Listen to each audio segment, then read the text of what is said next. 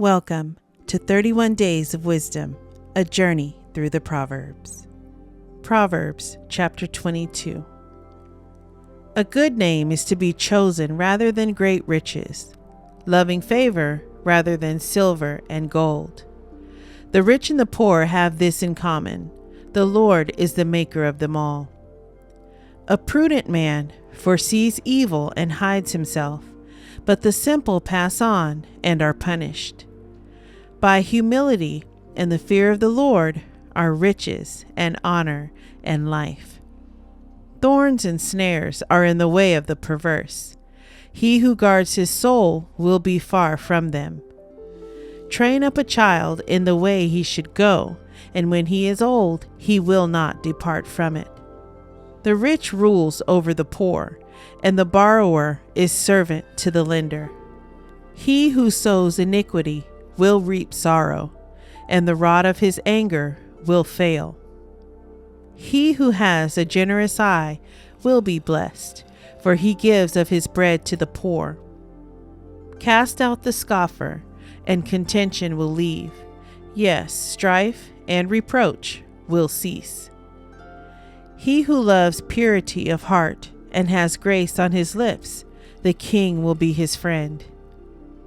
The eyes of the Lord preserve knowledge, but he overthrows the words of the faithless. The lazy man says, "There is a lion outside. I shall be slain in the streets." The mouth of an immoral woman is a deep pit. He who is abhorred by the Lord will fall there. Foolishness is bound up in the heart of a child. The rod of correction will drive it far from him. He who oppresses the poor to increase his riches, and he who gives to the rich, will surely come to poverty. Incline your ear and hear the words of the wise, and apply your heart to my knowledge. For it is a pleasant thing if you keep them within you. Let them all be fixed upon your lips, so that your trust may be in the Lord. I have instructed you today, even you.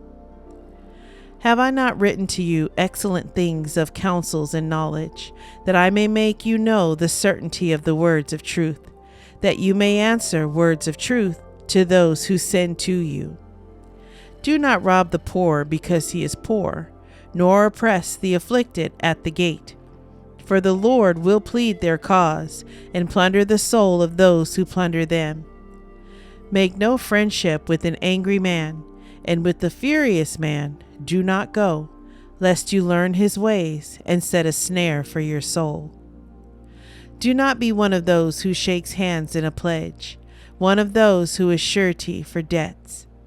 If you have nothing with which to pay, why should he take away your bed from under you? Do not remove the ancient landmark which your fathers have set. Do you see a man who excels in his work?